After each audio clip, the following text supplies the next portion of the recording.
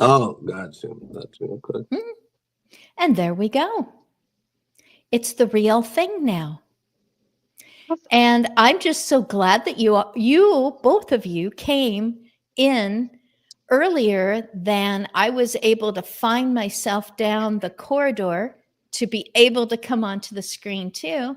So you got to say hi to Scott. Michael, I think you reached out to Scott like last week or something.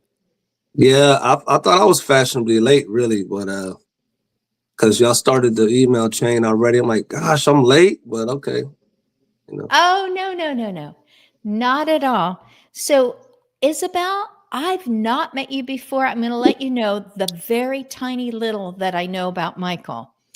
There's a person named Chelsea.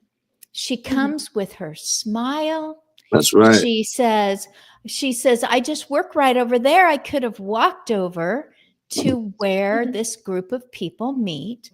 It's kind of like a BNI, which with BNI, you have to have your own specific, even if you do other things in business, even if you have other products, other services, you choose the one that doesn't match anyone else's. And that's what you always present for a few moments. They go around the room. What do you do? What's your ideal referral? You know, what kind of a person are you looking for? And I say, I'm just looking for people who have anything to do with better aging, something better in caregiving. Ding. So there's Isabel.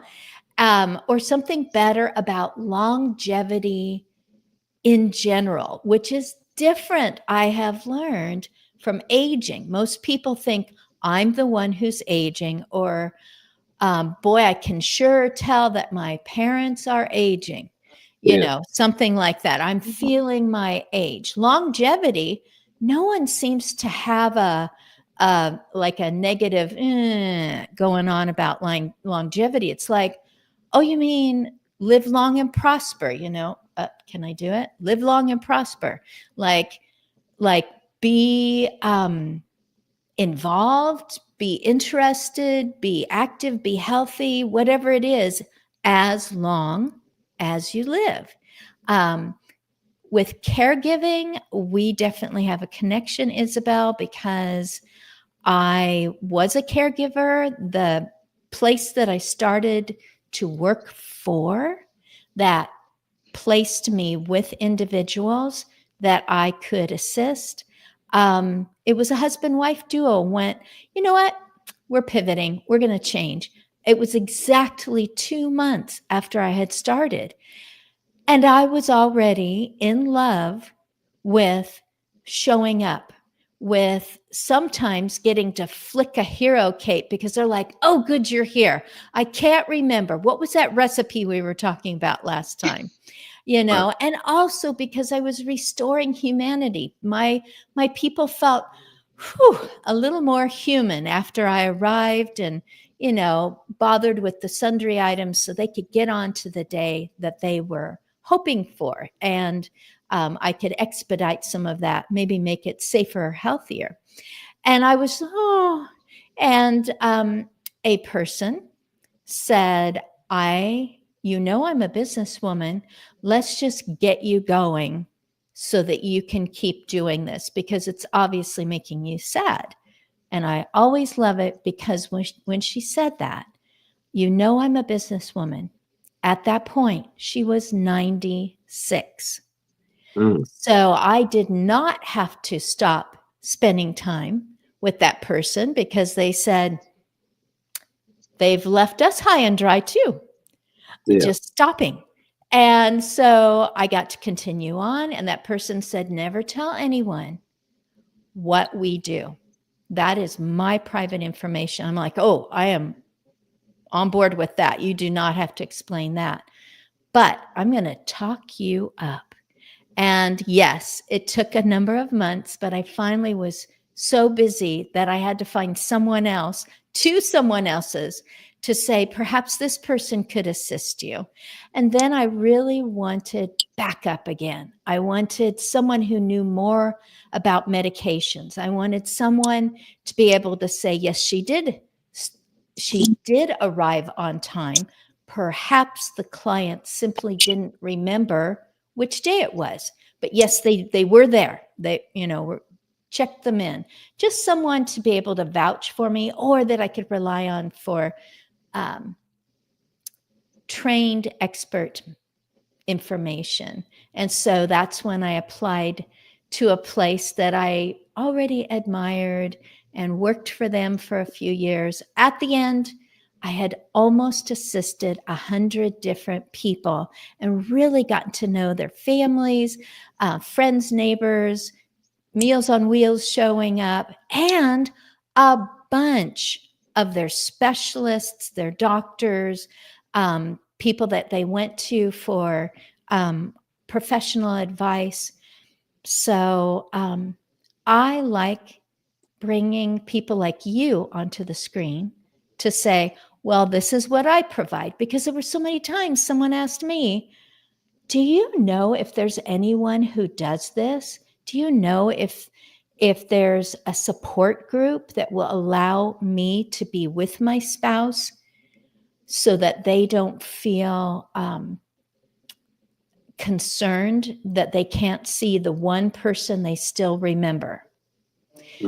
Because all the support groups say, well, we need to have your loved one in a different room so that we can concentrate on what we're going to say. And that just didn't work for that couple. And I wished I had all these answers. Is there a device that can keep them safer in a slippery, wet, hard bathroom? Is there some sort of a way that, that we can, is there someone who can come and tell us where to put the bars to help them? Because we're just flying blind into this era of life. And so now I just bring experts like you two onto the screen. And when people say, do you know, is there a way? Are there support groups that meet online? I get to refer them to the people that I meet on LinkedIn. And this month of March, all 5 Mondays, people that are inside the same state lines as I am here in Texas. Woo! Nice. So, yay. Michael, Chelsea smiled and said, oh, you don't want me to come on the screen. Well, I take that back. She goes, That's what I she know said? who you want on the screen. And it's Michael. And I'm just going, great. You were talking about being able to, I don't know, map my body or figure out what would work best, because this is the year that I turned 65. Everything changed. I've got my Medicare papers and everything is all in I guess they're in play. I was told, now that you're all signed up and everything's done, you're just going to get a lot more mail and a lot more things. Some of it's going to be real. And as we discussed earlier, some of it is going to be total scam. So brace yourself. But it isn't just about making sure that somebody's going to take care of me when something goes wrong. How do I take care of me to keep things going right? Michael, can you speak to that? There's a prevention with that. We don't want to always be on the backside of it as a contingency plan. First, you don't look 65, so I would have lost money. I would have lost money betting. I'm very immature. No, but this is before hearing you speak. I would have been like, nah. I would have said 40, early 50, max, just so you know. But that, you're going to speak to that too. Bio age. Even, I mean, physically bio age, not just, attitude and involvements and socialization play a part. Go ahead. Yeah. And since you brought that up too, that's that extra layer. I mean, I feel, without getting too religious with it, a merry heart does good like a medicine. And we've heard that in several different ways, but your attitude plays a part. Like you said, I mean, a bitter, pessimistic person doesn't usually have the best health. You know what I mean? Mm. Your look on life can play a part. And then muscle wise, you're using way more muscles to frown than you are to smile anyway. You know what I'm saying? So that's why you're tired out, because of the way you look at life. So, and then, yeah, you just look like me. We're on age right now. So I don't think y'all are going to we're live. So it don't matter. I'll be turning 40 this year. And in 2 months, when you say everybody's coming back around for a follow up, yeah, that's birthday month for me. So, but Happy birthday. oh, appreciate it. We Yeah. wait early. I ain't 40 yet. I'm holding on to 39 to the last day. Go. But yeah, I think that I always would say when you get older, as soon as I hit the rocking chair, maybe that's probably the beginning of the end for me, but not because of the chair itself, but because I'm not moving anymore. Yeah. And the heart's supposed to pump. You know, you need the blood circulation going on. Even if that's just doing something that you love to do, the fact that you're getting up, and at that time, at that particular age bracket, um, just the normal things would be somewhat of an exercise because of uh, muscle atrophy, just the muscles not being as strong and even as large as they were in the earlier years. It's a feat just to probably get to the kitchen and back to the room, stuff like that. But you doing that versus having somebody else go do that for you and bring something to you, I mean, the body's getting the blood circulation, so you're gonna look more youthful. And I think it starts in the mind, and then it starts with our lifestyle, which is very important, which is why they end up saying things need to be a fitness journey has to turn into a lifestyle.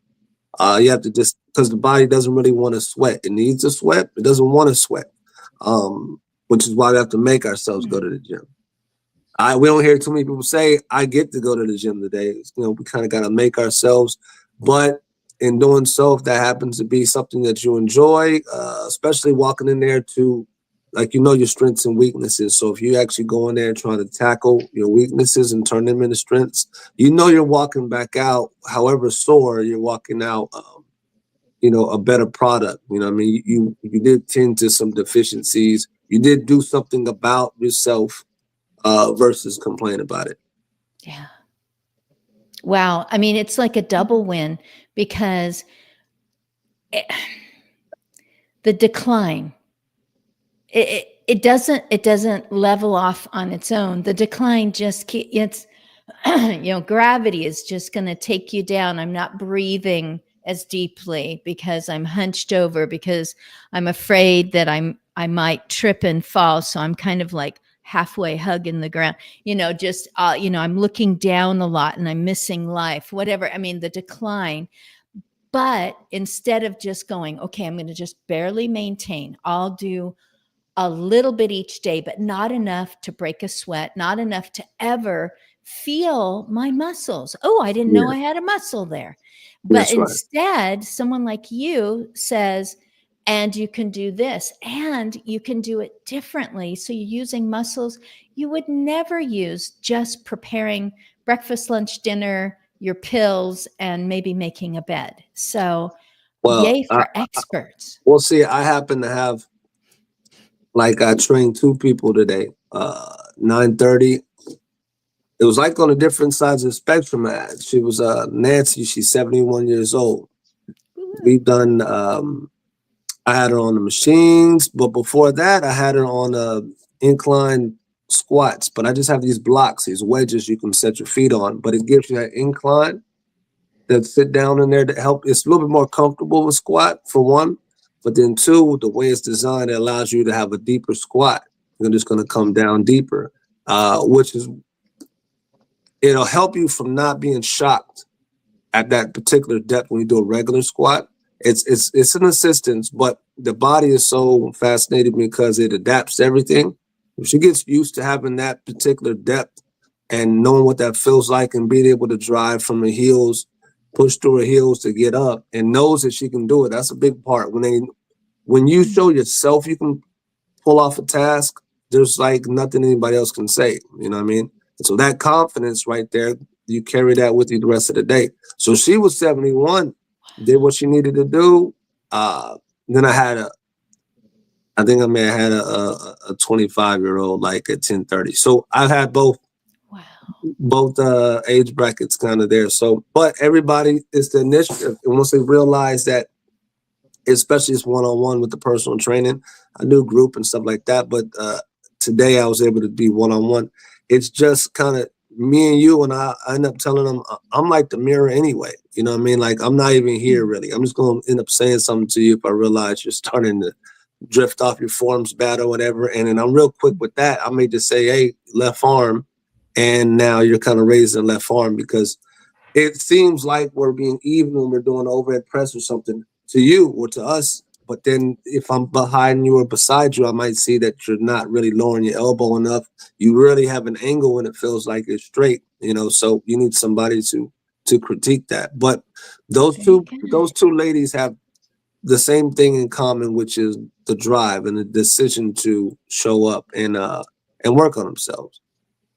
Wow. You would have enjoyed, maybe you even know her.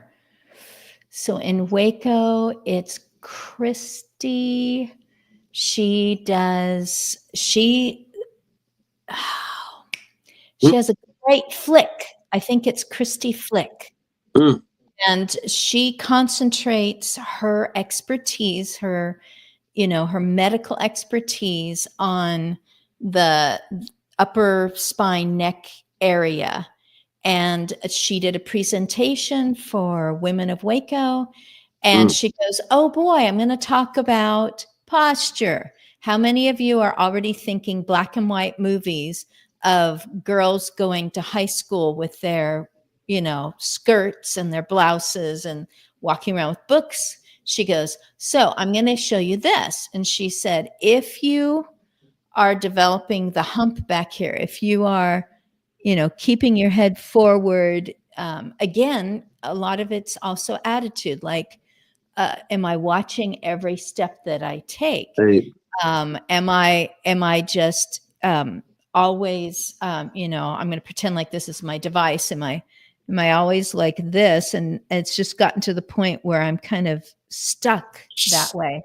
And she told about the number of pounds of pressure on parts of that neck that every so many degrees that you Causes your head at that angle, that you're putting that many more pounds that were never meant to be on that little part of your neck. And then guess what? You are at the chiropractor, you're begging for surgery, etc. And if you anyway, it was fascinating. The way that she presented everything was like, how not to have to come to me to get help in pain and have to do things for days, weeks, months. And it's like, okay, I'm paying attention. She was great. But anyway, she's kind of a neighbor around the area, and she just gives a really good presentation that we didn't get bored with. Gotcha. Yay.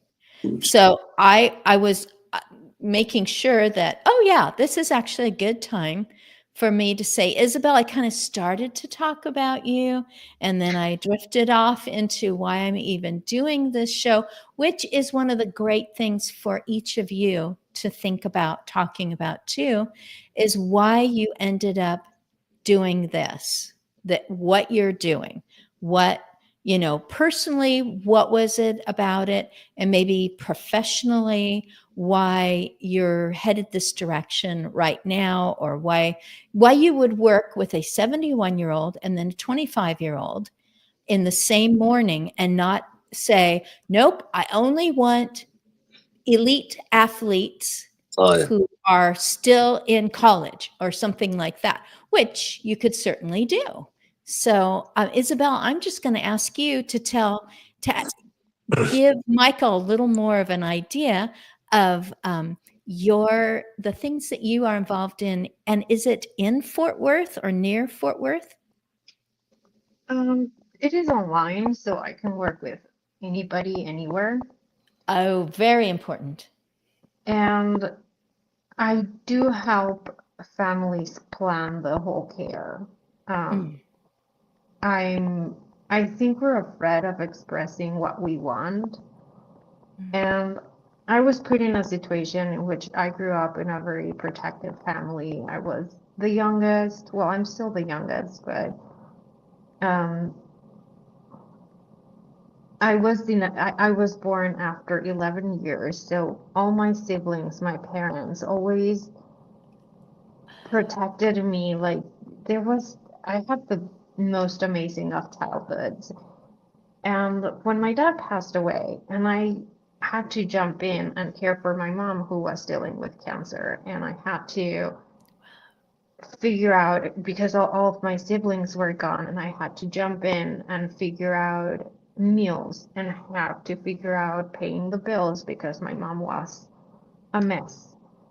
Um, and I had to have all these difficult conversations. I just noticed how vulnerable we are in this space because we are so afraid of having those conversations. We are so afraid of planning what comes next. So people that I work with, they're super excited about retirement and all the travel, spending time with grandkids, not having to worry about any responsibilities, and they also forget who's going to care for them even when they need it, and they forget setting a plan for when it's time to close a cycle, which is life. Yeah. And we don't stop, and we don't have those conversations. So usually when people meet me, they are stuck with one solution. We have to do A, and there's nothing else. So that's what I help them with. Just open that umbrella, open those opportunities, and figure out other ways of connecting with other people, of figuring out what to do and how to do it, inviting other people. It doesn't have to fall all the responsibility in one. It doesn't have to be the oldest daughter who's responsible for all the care. Yeah. If there are 6 siblings, there can be 6 people responsible for 6 different things. Yes. If there are nieces, if there are brothers, sisters, uncles, friends, we can invite everybody to be part of it. And we can divide that care, but we don't do that. So that's where I saw that we don't necessarily, we're not creative at solving problems. We just, oh, this has to be done. And whatever was the thing that somebody told me that had to happen, that's what we're doing. You Gotcha. said we're afraid. We're afraid to have those conversations. What, I don't know, what is the worst case scenario, or what is it that we think if I say this, everything's going to unravel, or they're going to cry, or what do you think people are afraid of? Because this is universal. As far as there are families that have been very conversant about years in the future, or if this happens to me. And then right next door, right down the street, is a family. It's not talked about. And if you start to talk about it, let's not ruin today by talking about those things or something. What are the fears that you've seen, or I don't want to ask you more personal information. Thank you so much for letting us know. Being 11 years from the youngest of your brothers and sisters, that really did put you in a very different life cycle than all of them. But what fears, now that you help families, what are the fears that maybe come up pretty that are typical? I think for everybody is something different because we all have different perceptions about even the same thing. Oh yeah. So probably And that's why we have so many conflicts in other topics.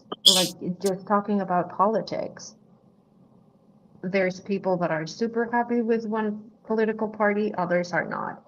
And same happens with personal decisions. Some you perceive the same thing differently based on your background, how you were raised, your culture, your personal experiences, what you learned throughout life. So all of those thoughts in our heads impact how we think and how we perceive something. And there might be people that are more perceptive. So, for example, right now, my mom, she already understands that she's afraid of driving far away or places that she's not familiar with. So, but for other people, that's their independence. That's how they that's how they are outside in the world, and they don't see beyond that. So for each one of us, it's different how we perceive things. But some of the most common things is not planning. Our parents don't have a will, don't have a trust, and children don't know what they want because they have never opened that conversation. And the reasons for not opening that conversation can be whatever you think about it. It can be because you don't want to invoke those things, because you don't know how to have them, but it's never because you don't care. Like we all care, and we can start opening that conversation with, I know you care. How can we make this happen? Experts in negotiation, negotiators, expert everything. They open the conversations, building common ground. We all agree that this is important. How can we reach out a solution? Gotcha. And that's how I help people. Opening those conversations, building common ground, and building from there. Well, you're my favorite person in any city to be able, when someone says, wow, a thing just happened and it looks like our family is scrambling and somebody is, you described it so well, and I've never thought of that way, that someone goes, perfect. Mom always visits all of her friends at Happy Acres, retirement center. So perfect. She's going to love moving in there. And then everyone who cares about mom and mom could have a very different opinion. Not right now. It's going to be too expensive. She's going to want the biggest apartment, so maybe that's going to take a while before it's available. We will never put her somewhere. She will always stay in her house. No matter how many things go wrong, we're all going to pitch in. It could seem like, oh, everything is just fine. And all of a sudden, there's controversies that are coming up between adults of different ages. You just described that so well. You have on your profile that you are bilingual. What is your other language? I speak Spanish as well. Okay, nice. Yay. Yeah. So I don't know, Michael, what are you thinking? I don't know anything about your family, if they're close by, if they're close to each other. Everybody's got different everything's. I know I do. Yeah. I'm the only one in Waco. So my mom and brothers are in Houston. Yep. My dad is in Charlotte, North Carolina. So I have my mom's side of the family is West Coast, California, Vegas. My dad's side is Maryland, both of the Carolinas, East Coast. And so I'm smack dab in the middle, but it's all good. Yes, you are. So, yeah, well, and speaking of what Isabel was talking about, just creating the conversations, that's interesting to me because there's a lot of things that happen. Like action takes place, like action and inaction happens, and it's kind of the cause of a lot of things.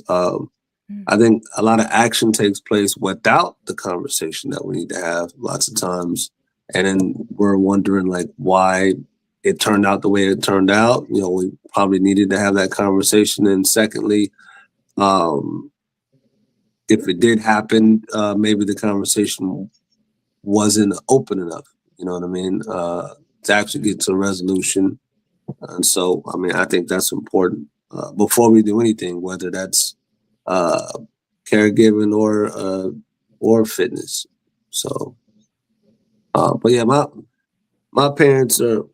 family's spread out a little bit. And I've been in Waco for a long time, although I was born in California, Oakland, California.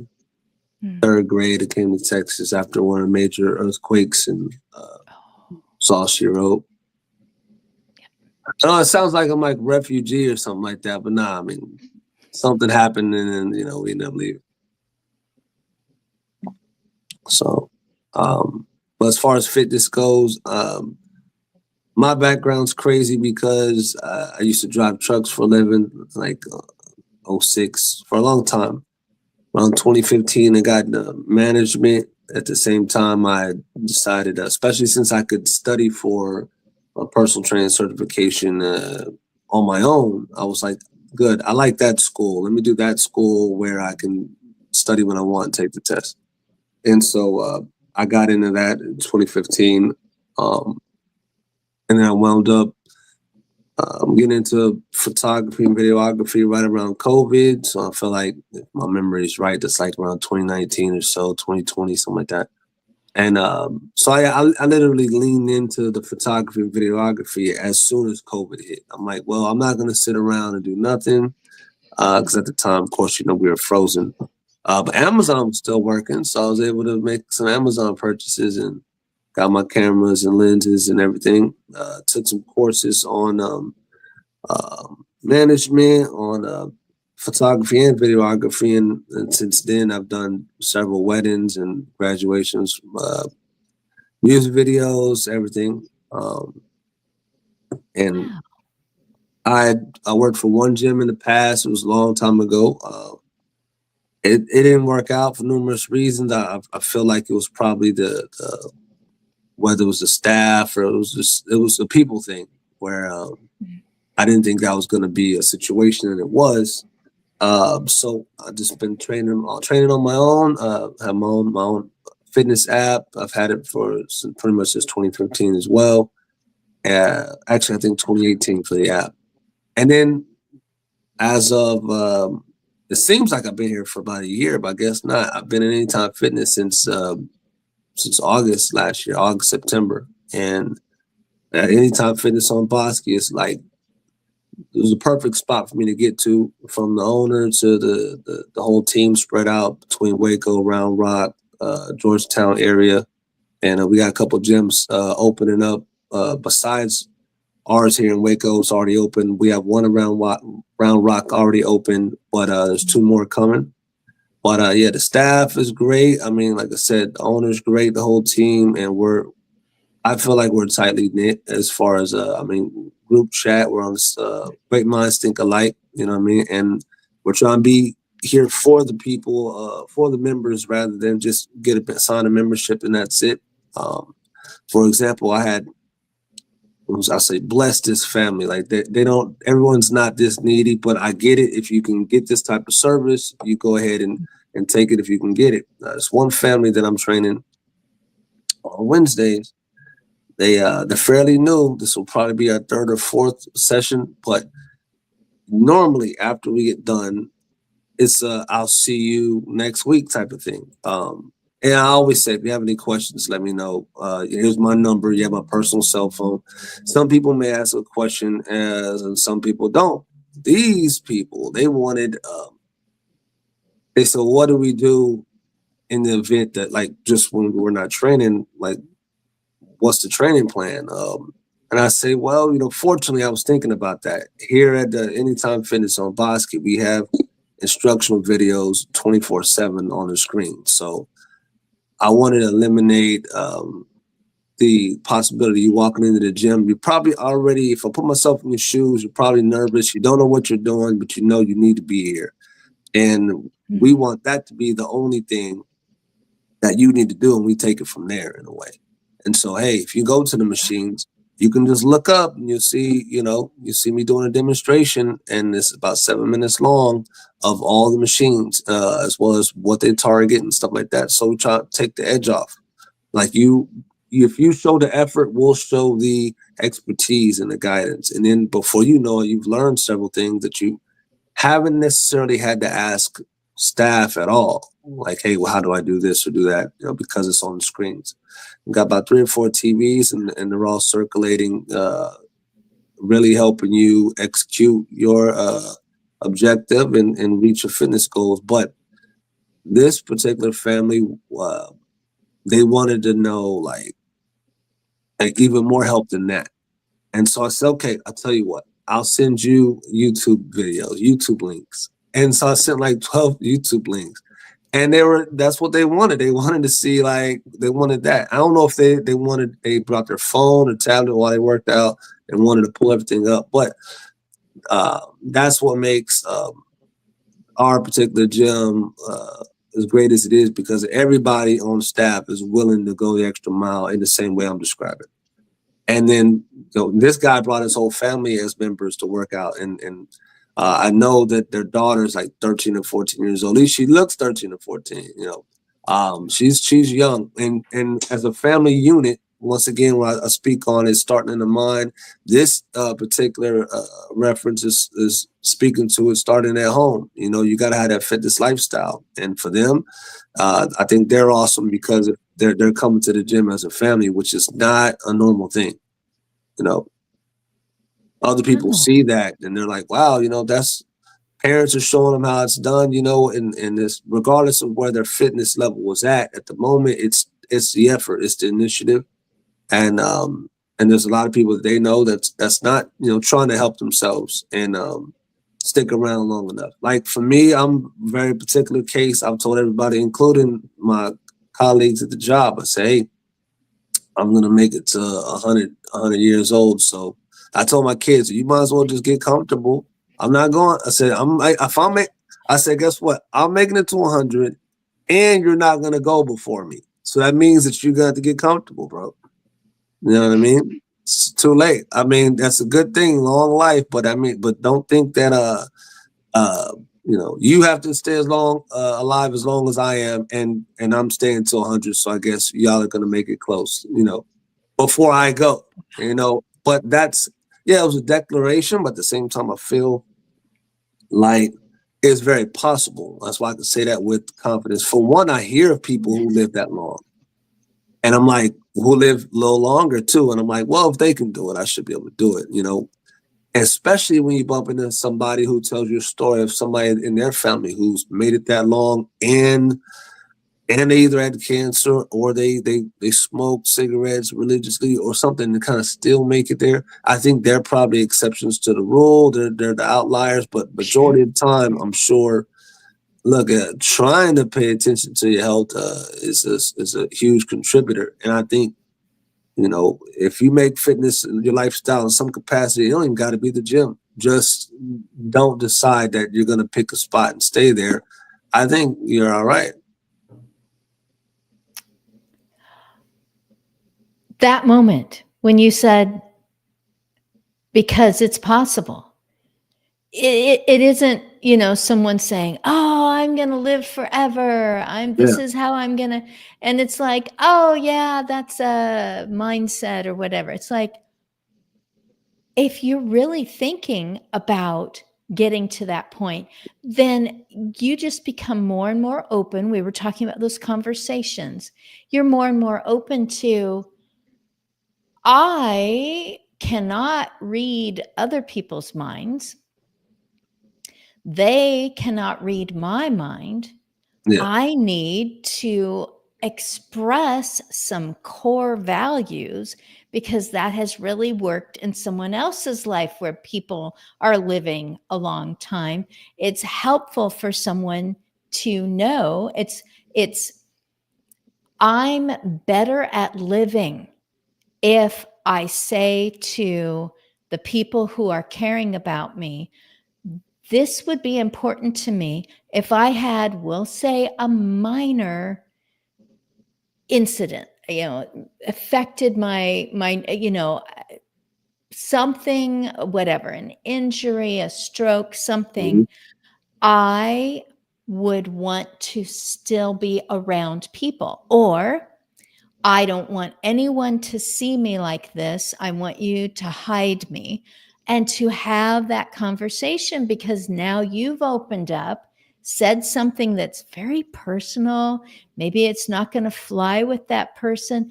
But if you have the attitude ahead of time of, I want to tell you something that I feel right now. And maybe it's because my neighbor did this and this is what happened. And I'm kind of feeling like this would be important to me too. And I want to know how you feel, like if you were the one going through this, or how would you feel if I said to you, I want to be moved into your home, or don't ever move me into your home. I don't want to mess with what's going on. I don't want to be a burden. All this, let's talk about this. And it's not happening right now. You're not telling your kids, wow, I'm turning 40 and everything's just going to go downhill immediately. You're saying, I plan to live to 100, and I'm going to actually tell you things, because if my mind is gone, either because I've passed away or because I had a brain injury or dementia or something like that, it's not going to be easier to read my mind, to know what's important to me, so that those feelings that people have after a funeral or in the midst of trying to deal with a crisis, it doesn't have to include, I think that's what they would have wanted. I think that that's what's important to them. I hope I'm doing the right thing. I hope that they knew that I loved them or that I respected, whatever it is. Actually talking about it ahead of time, even just incrementally, and Isabel works with people to get to that point. Everybody gets their big chance. Are you getting ready to say something, Isabel? You're like moving around. I was agreeing with you, and it doesn't have to be something big. You can start with something very small and build that confidence. The same with Michael. You don't start lifting 100 pounds. You start lifting 2. That's right. That's right. And you build that muscle. And the same happens with conversations. You don't have to start with the scariest of them. You can start with something that you sort of know where everybody's standing. You sort of know that nobody's uncomfortable or that uncomfortable with that conversation, and you start building. So the same as you build those muscles with Michael, that you build that strength, that mobility, the same happens when you start planning. You can start with something very simple that is easy for you, and you start building that confidence and momentum. I would never have drawn that conclusion. I am so glad that you said it. It's the same. Start with something manageable, something where you can feel like I've got this. And Michael, it sounds like, oh my goodness, I have to be careful what I'm going to say right now.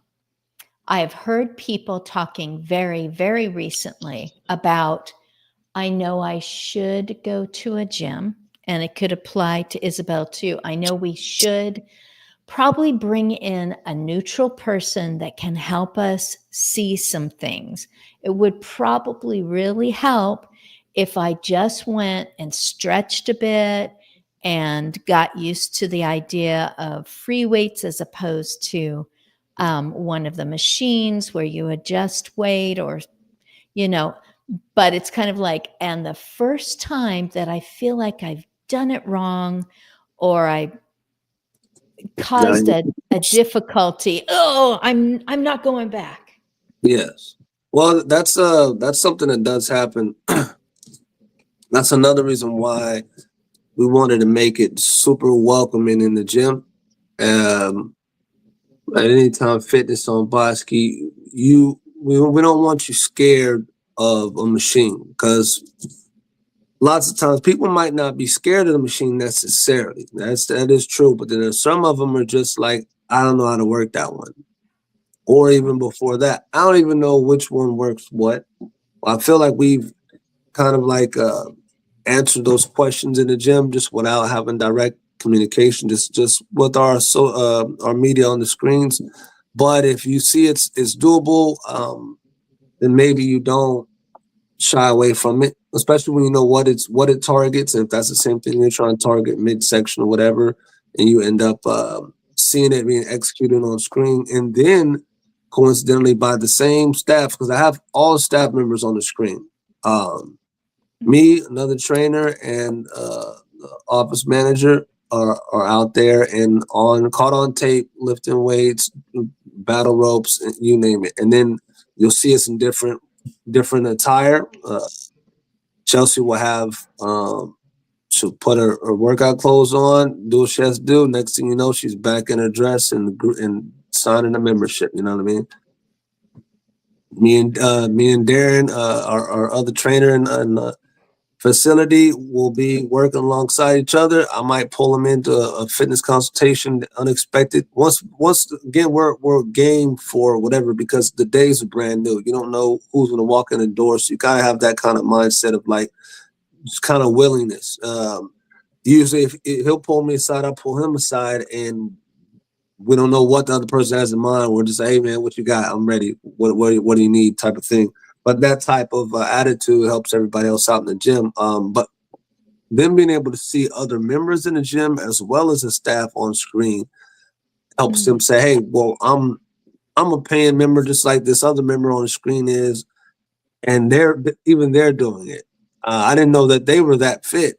Wow, I'm about the same size as they are. Maybe I can do it too. Next thing you know, they're trying some stuff out.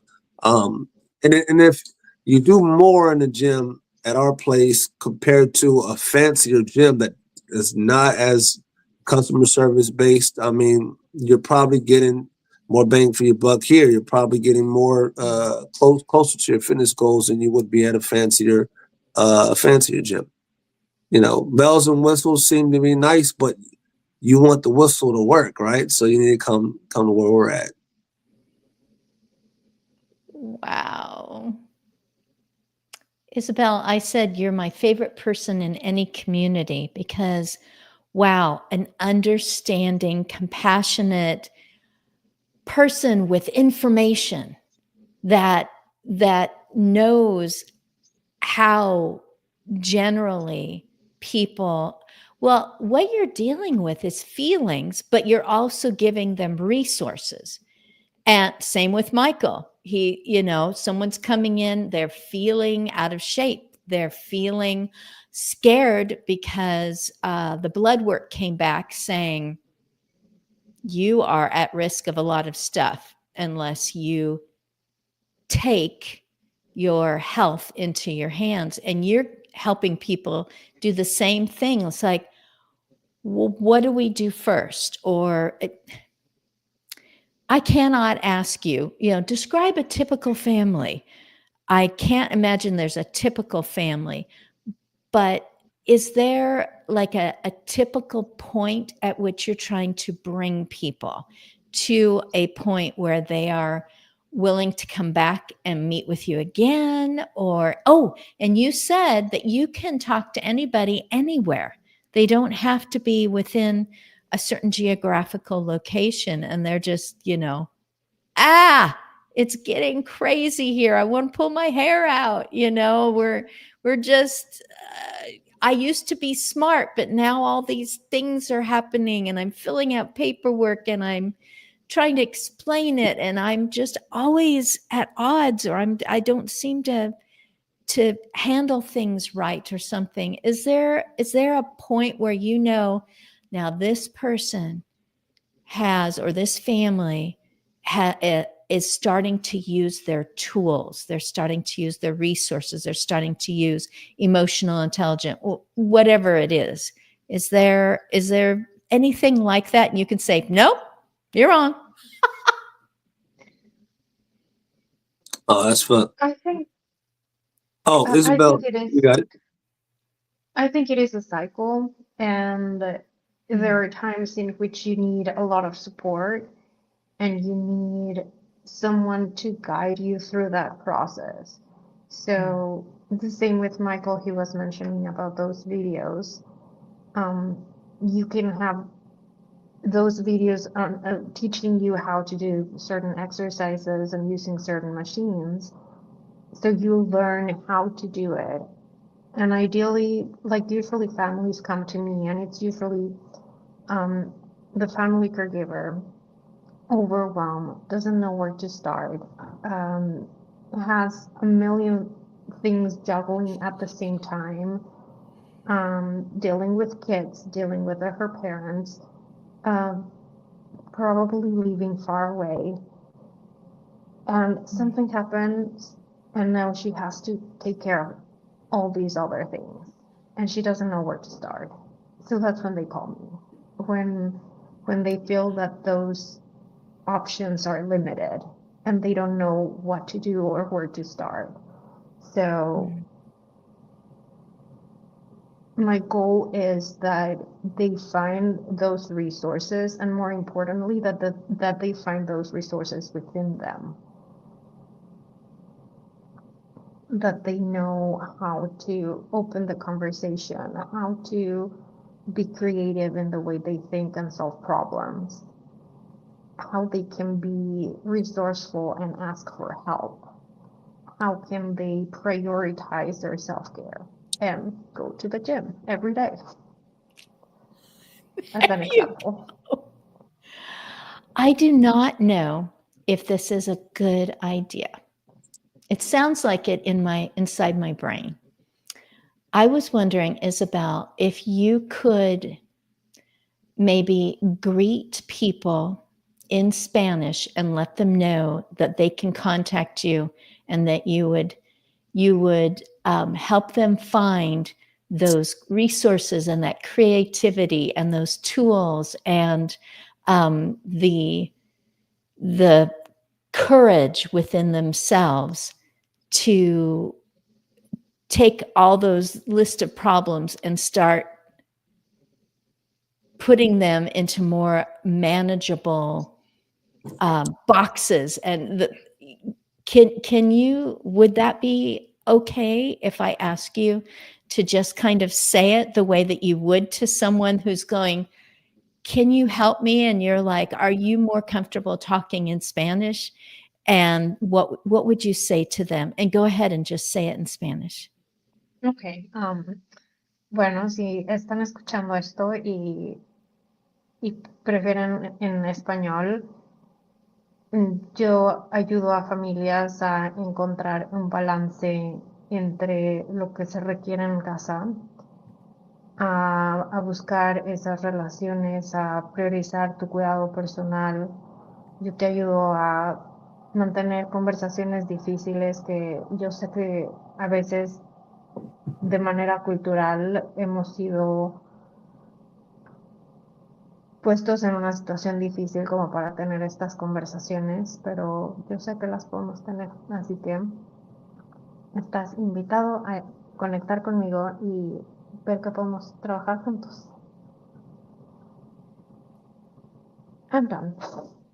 That's wonderful because I've been to Mexico. I've been in another country where I realize, oh, there's just a completely different tone and feeling and a way that someone's like, oh, this person, I already feel understood. My words, but I feel understood as a person because they reached out to me in something where I'm like, oh, I don't have to keep reaching for the right words or thinking, oh, I just said a word. Did that mean something different in this region? Or maybe the meaning of that word has changed politically in the climate of whatever. Here's a person who's just going, we can understand each other and not worry about what's the right thing to say or get my feelings across. It's like, oh, finally I can relax with this person. They're here for me. That is so amazing. So, Michael, when I see pictures of you, it's obvious that you work out a lot. And yet, and I don't. If anyone was wondering, I don't. I do exercises because my back has let go in the past, and it's because I've ignored those muscles. And so those exercises make all the difference. Other than that, nope. And yet I don't feel at all like I would walk in and you'd look me up and down and go, No way. that's No way. wrong. Maybe down the street, you want to go into Fitness Over 50 I or something. wouldn't say that. No way. No, you don't act that way. Your way of talking today, your way of introducing yourself to Isabel and being on here, I'm just like, and you want to do everything. You've got videos of yourself so that I can go, I'm holding that part of the apparatus completely wrong. Yeah, This is much better. without me having to say, what in the world are you doing? You got, I want it's that epiphany, like, oh, okay, I was gripping it the wrong way or something. If I seen you when you walked in the gym, the first thing, so Chelsea's gonna beat me to you. She's gonna say, hey, what's up, Christine? Give me a hug before I can get to you. So I'm gonna be second. That's fine. I'm fine with second. But I'm going to be genuinely excited because I know someone else, your age, even same occupation, is deciding to kind of just sit down and stay wherever they're at, which is fine unless y'all want the same thing. Somebody else who wants the same thing is deciding to not do nothing about it, though. And the fact that you would have walked into the gym, that's the first score right there. I would have celebrated because I know how tough it is, especially if you walked in by yourself. Not everybody has accountability partner or something like that. If you walked in by yourself, it's already a bold move, and you have to get reminded of how big decisions are, and you would need help for the next step, in which case that's the first thing we're trying to do is help you with the next step. Wow. You two are actually saying the same things. The first step with Isabel and with Michael is that you went forward and said, I have an openness to what your expertise can do. I'm not going to perform surgery on myself. I'm going to go to an expert. I'm not going to crawl under the house and try to fix the plumbing because there's somebody who's done it before. They're going to be faster. They're going to know 3 ways to do it right and all the ways to do it wrong.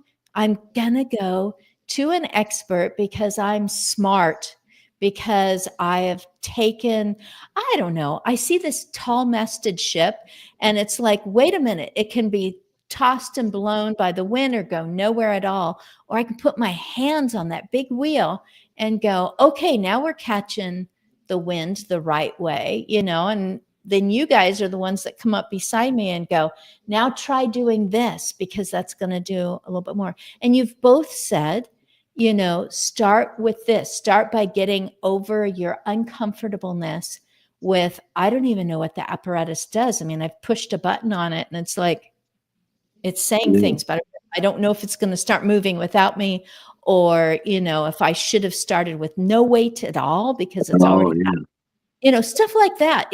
And it is hard for an adult to think, I'm going to stay in my part of the world where I'm already well versed. I'm already in charge, etc. Hey, I've kept you both for a whole hour. And thank you so much for talking to me this whole time. You need to get on with your day, to your next clients, whatever all that you have to do. I just want to thank you, Isabel and Michael. Yeah, thank you. Great. Thank you.